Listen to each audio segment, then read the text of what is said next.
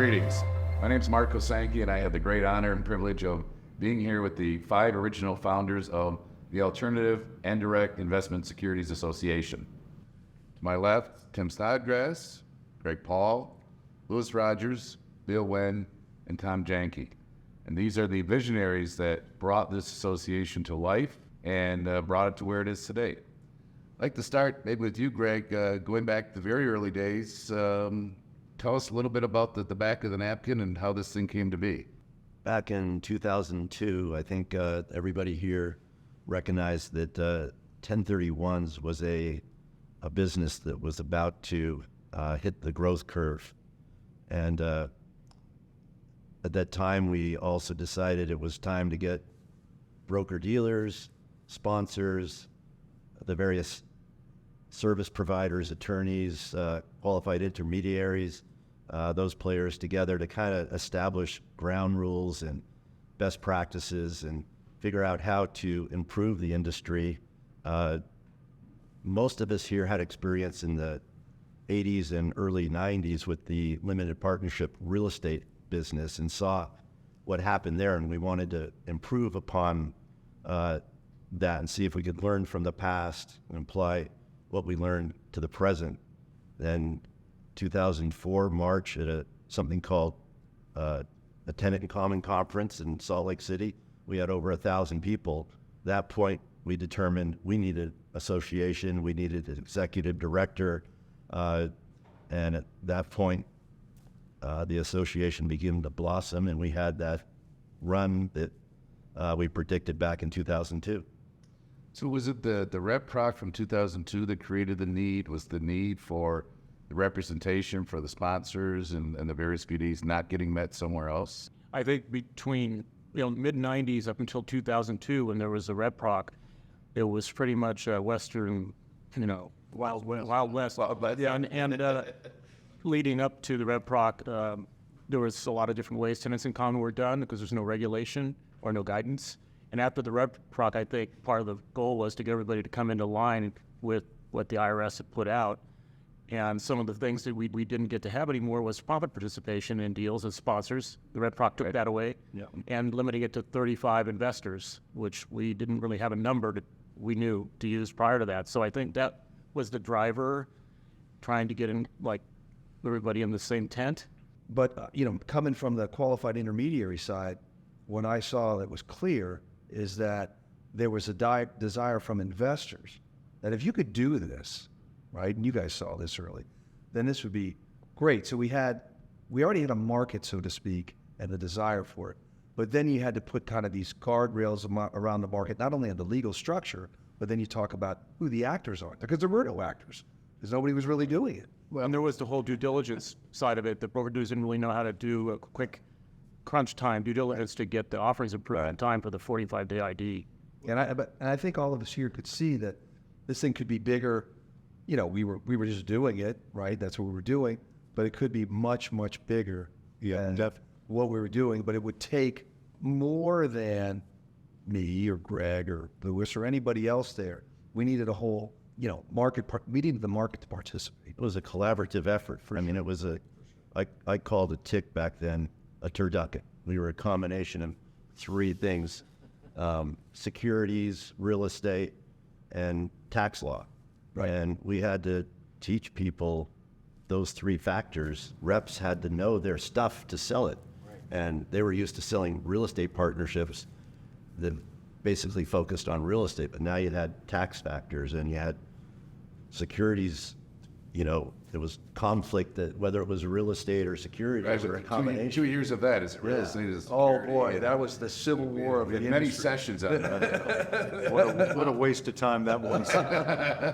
And I recall a lot of the early days, it was really focused a lot on the due diligence and trying to get the sponsors and the reps, all on the same page as to what had to be, what had to be accomplished. Well, yeah, and any time you get, kind of a new business model, you get competing ideas of how the business model should be structured, which is the correct way. And then, as Greg pointed out, you layer in securities law, partnership law. There was just a lot to it. And we started to just kind of work our way through it slowly but surely. And it was not without pain. As I was saying earlier, there were plenty of let's call it disagreements on how things should be structured or what they were going to do. It wasn't all smiles and edge. It was definitely. And we really needed something then because we had sponsors. We have like sponsors on this group. We have broker dealers.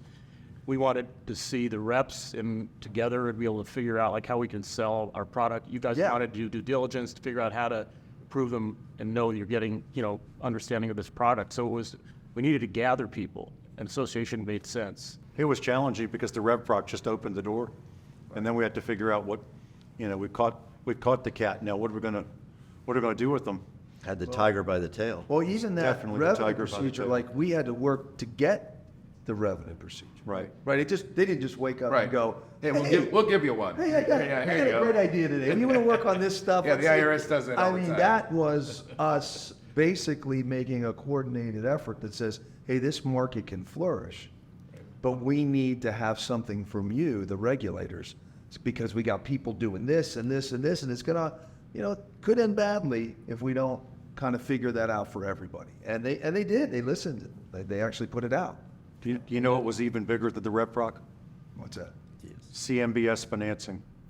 When we could finance the deals, Well, that's a whole nother. Then we were That's a rolling. whole nother. without debt, it wouldn't have happened. Oh, there's.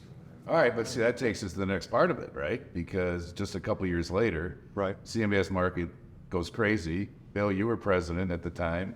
Yeah, I and was- You had to I take was, it for being TICA. So what happened in October of 2008 when the CMBS collapsed, and That was a real. We skipped a whole bunch. That was a real recession. That wasn't a phony recession. so We in, created DSTs to so solve some of the issues with ticks. in January of 2009, we had a retreat for the new board. Right. We sat down and we said, do we have any members?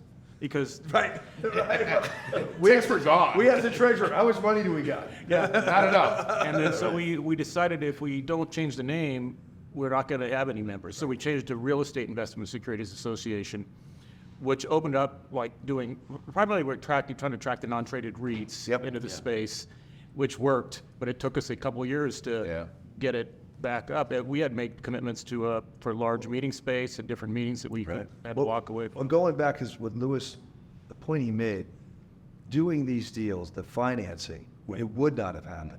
And when you, first of all, we're talking about this structure, but then you add the layers onto CMBS and you have to tell the lenders, okay, listen, we got these people that don't know each other. 35 people.